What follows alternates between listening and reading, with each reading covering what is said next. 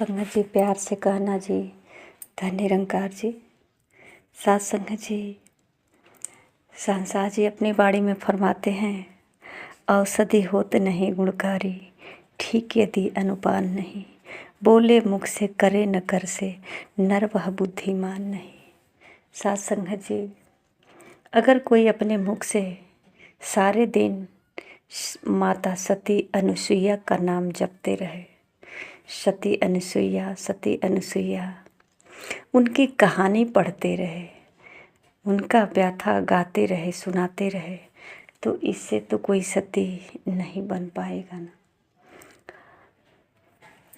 ऐसा हो सकता है कि जो हम कहानी कह रहे हैं, जो कहानी सुन रहे हैं, ये कहानी के माध्यम से कुछ अपने जीवन में परिवर्तन लाएं और वो कर्म बन जाए तो शायद कुछ हो पाएगा।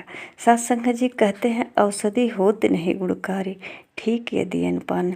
जो सुनते हैं उसको अगर ग्रहण नहीं करेंगे, उसको कर्म के रूप में नहीं उतारेंगे, तो सात संगत जी कहते हैं, बोले मुख से करे न कर से, नर वह बुद्धिमान है।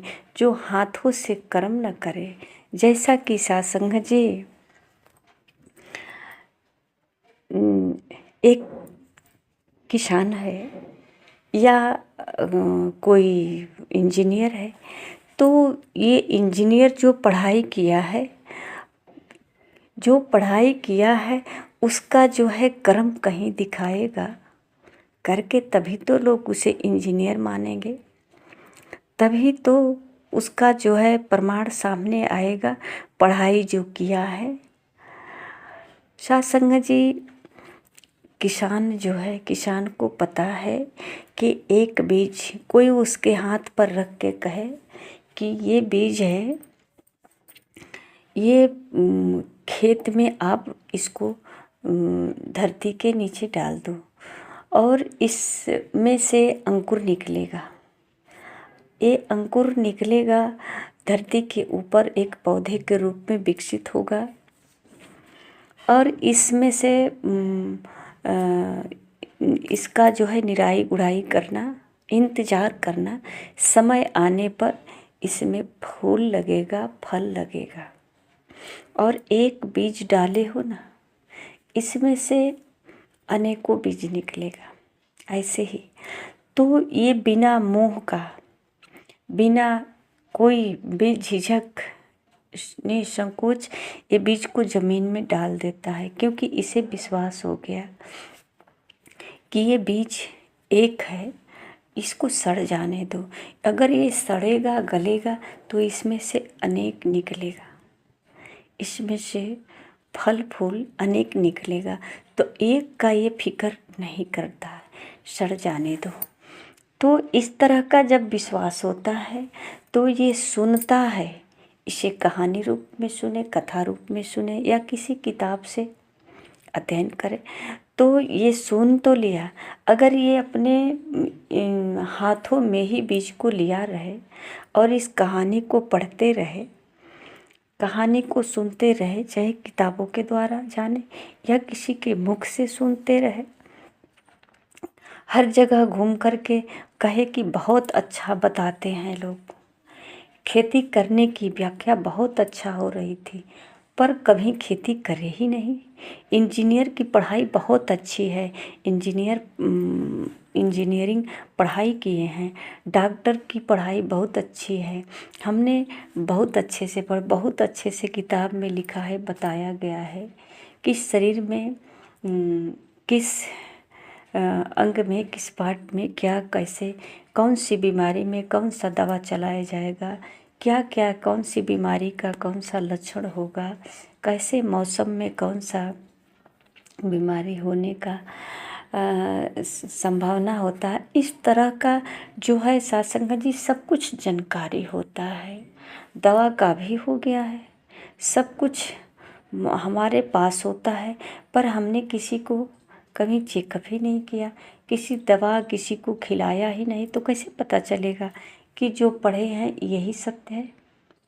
ये पढ़ने से तो काम नहीं बनेगा, ये पढ़ लेने से ही तो किसी की बीमारी दूर नहीं होगी ना पढ़ लेने से किसी बीज से फल निकलेगा, फूल निकलेगा, ना ही पढ़ने से कोई इंजीनियर कहा जाएगा। पढ़ करके जब तक कि कोई कर्म नहीं करे तब तक कोई इंजीनियर नहीं कहा जाएगा, चाहे वो पढ़ाई जो भी पढ़ा हो। एक मास्टर होता है, पढ़ाई चाहे उसकी जितनी भी हो, लेकिन जब स्कूल में बच्चों को शिक्षा देने लगता है, कोचिंग जब घर पे ही 10 बच्चों को पढ़ाने लगता है तो बच्चे उनको सर जी कहने लगते हैं, गुरु जी कहने लगते हैं, मास्टर साहब कहने लगते हैं। उनका नाम मास्टर, सब लोग मास्टर कहते हैं, मास्टर मास्टर जी, सर जी, गुरु जी, ऐसा करके सब लोग उनको बुलाने लगते हैं। तो सत्संग जी कहते हैं कि औषधि होत नहीं गुणकारी, ठीक यदि अनुपान नहीं। तो अगर औषधि जो डॉक्टर बताया, पढ़ा लिखा डॉक्टर है, और जिस तरीके से बताया उस तरीके से दवा को खाएं। कौन सी बीमारी है डॉक्टर ये बताया, और दवा को कैसे खाना है उसको समय समय से खाएंगे तो बीमारी ठीक हो जाएगी। सत्संग जी कोई भी कार्य केवल पढ़ लेने से, जान लेने से संभव नहीं है कि कर पाएंगे। कहते हैं कि पग धूली नहीं संत की मिलती, यदि मन बनता दास नहीं। सत्संग जी संत का कोई रूप रंग नहीं होता है। ये परमात्मा ने जो शरीर बनाया है सबका समान रूप से बनाया है। सबके अंदर एक ही नूर है, सबके अंदर एक ही आत्मा है। जैसा कि कहते हैं ना शहंशाह जी कि एक ज्योति है सबके अंदर, नर है चाहे नारी है, शूद्र वैश्य और ब्राह्मण क्षत्रिय, प्रभु की रचना सारी है।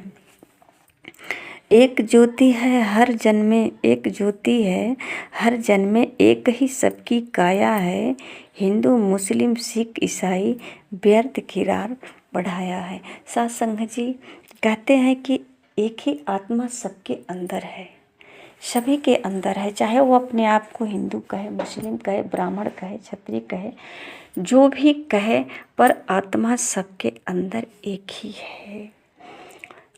और न इसका रंग है न रूप है, ये मन बुद्धि से परे है, ये बेरंग है, अनंत है, असीम है, और सबके अंदर है एक ही आत्मा। पर सत्संग जी यहाँ नस्ल रंग रूप में बद करके सीमित कर दिया, परमात्मा को भी सीमित कर दिया, और इंसान जो है अलग अलग खंडों में बट गया। जातिवाद का दीवार खड़ा किया, सब अलग हो गए, और छोटे बड़े का दीवार लगाया, यहाँ भी बट गए। सत्संग जी मान सम्मान, सोच विचार, अमीरी गरीबी, सुंदरता, अच्छाई बुराई, इन सब को लेकर के इतना दूरियां हो गई, इतना दूरियां हो गई कि सत्संग जी एक होने का कोई उपाय ही नहीं लगता। ये मन बुद्धि से परे है। कहते हैं कि मन बुद्धि से परे है देखा, ये परमात्मा बुद्धि का विषय नहीं है। ये इतनी इंसान दूरी बना दिया कि सत्संग जी संत की पहचान कैसे होगी। संत भी तो मानव के ही रूप में इस धरती पे है ना। अच्छी बातें कोई बताता है तो सुनते तो हैं, कोई कहता है हाँ ठीक लगा, अच्छी बात कह रहे थे, कोई कहता है अरे ये सब कमाने खाने का धंधा है। तो सत्संग जी कोई अच्छी बात को भी निरादर कर देता है, इग्नोर करके हटा देता है कि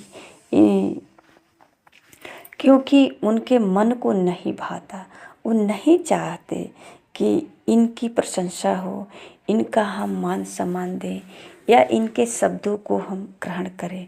उसे लगता है कि मैं ही सब कुछ हूँ, मैं ठीक हूँ, मैं ज्ञानी हूँ। इस तरह का भाव उसे एक मानव से ही मेल नहीं होने दे रहा है।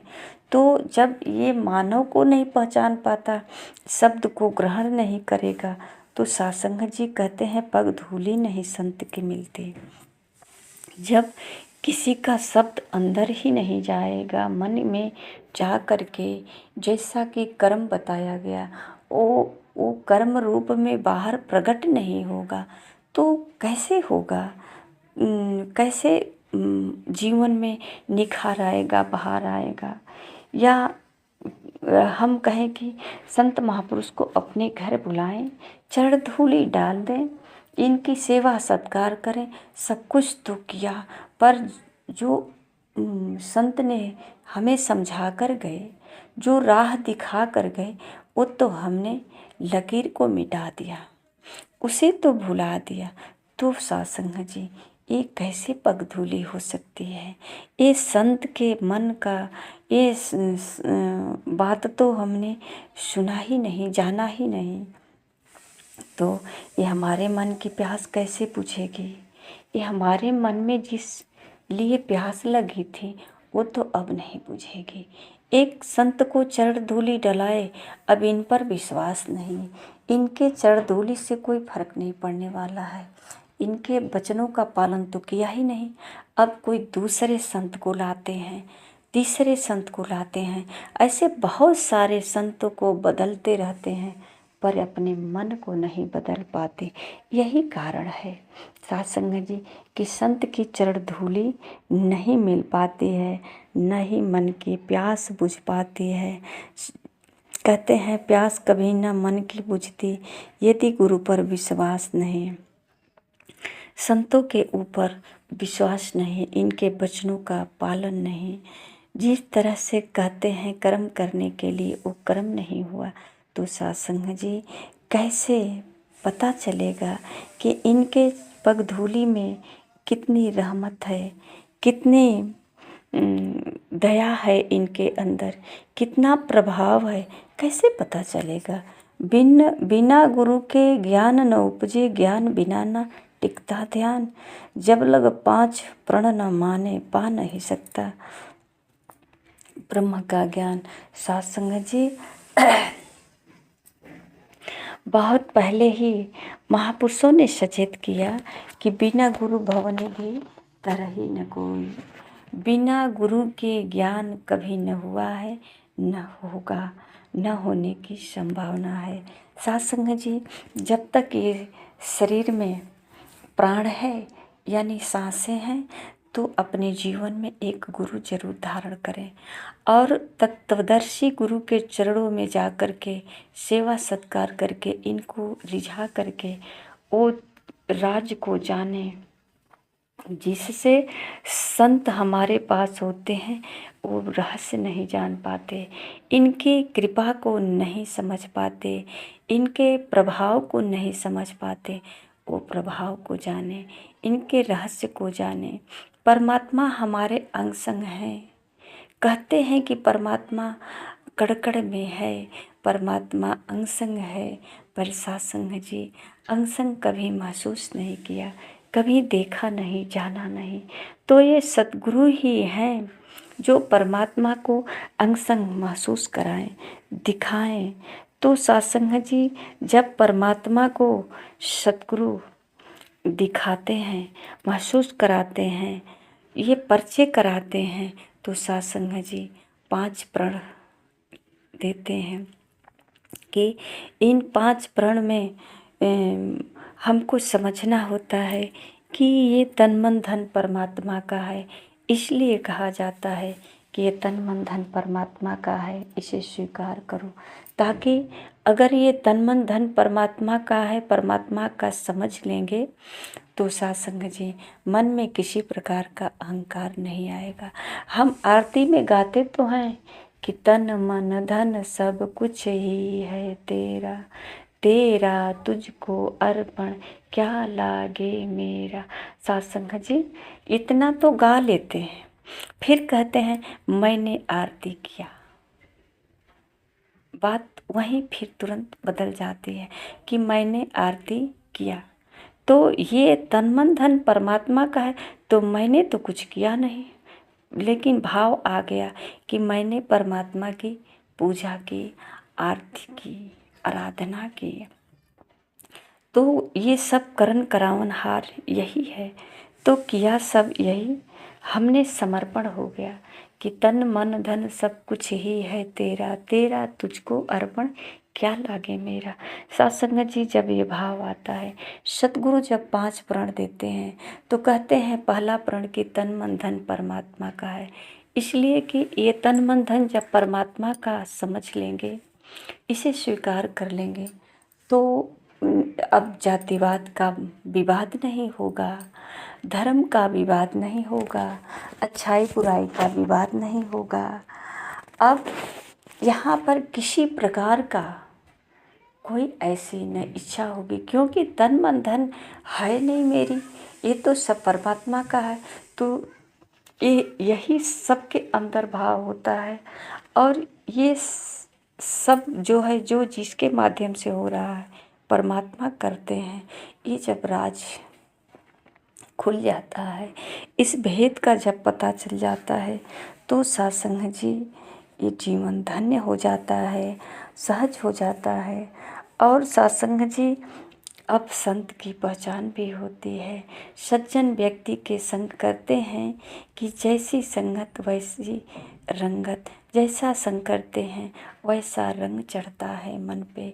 तो आइए सत्संग जी, हम सतगुरु के द्वारा सज्जनों का पहचान करें और सज्जनों के संग रह करके अपने मानव जीवन का कल्याण करें। और ये सज्जन के संग रहने से ही सज्जन का प्रभाव जब ये मन पे चढ़ेगा, तो समझ आएगा कि ये तन मन धन परमात्मा का है। ये परमात्मा का देन समझ करके इस जीवन को बसर करना है, इस जीवन को व्यतीत करना है। सब कुछ परमात्मा का है, मेरे पास कुछ भी नहीं है, देने वाले भी यही हैं, लेने वाले भी यही हैं। जब इस तरह का भाव सत्संग जी मन में बन जाता है, तो अब किसी प्रकार की विवाद नहीं रह जाती, परमात्मा से दूरी नहीं रह जाती। अब परमात्मा समझ आ गया कि कर्म करावन यही है, यानी कि जो कुछ भी हम बोलते हैं ये परमात्मा ही हैं, हम जो कुछ करते हैं ये परमात्मा ही हैं। इनकी ही शक्ति है जो आत्मा रूप में, कहते हैं कि हमारे अंदर आत्मा है, तो आत्मा रूप में यही पार ब्रह्म परमेश्वर निराकार की शक्ति, जिसे महापुरुषों ने पहले ही बताए कि ईश्वर अंश जीव अविनाशी, चेतन अमल सहज सुख राशि। ये ईश्वर का अंश है, जीव आत्मा के रूप में जो हम जानते हैं, यही ये सहज है, ये ईश्वर का अंश है ना, ये विवादित नहीं इसके अंदर, ये बिल्कुल सहज है, सरल है, ये अमल है, इसके अंदर कोई दाग नहीं, ये बेदाग है, ये चैतन्य है, ये चैतन्य है, ये सुख का रास है, ये अपने आप में सुखद है, आनंदित है, ये सब कुछ है। तो सत्संग जी, ये मन बुद्धि से नहीं परखा जा सकता है। संसार जी कहते हैं कि मन बुद्धि से परे है देखा, कोटि कोटि प्रणाम तुम्हें। तो सत्संग जी, ये मन बुद्धि से परे हैं। बुद्धि से किसी ने अभी तक परमात्मा को जाना नहीं, पहचाना नहीं। सत्संग जी, ये बुद्धि मन विचार जो कुछ भी है, ये सब परमात्मा की ही शक्ति है। तो आइए सत्संग जी, हम परमात्मा को जानें सतगुरु के द्वारा, और परमात्मा को जानकर अपना जीवन को सफल बनाएं। सत्संग जी, प्यार से कहना जी, धन्य निरंकार जी।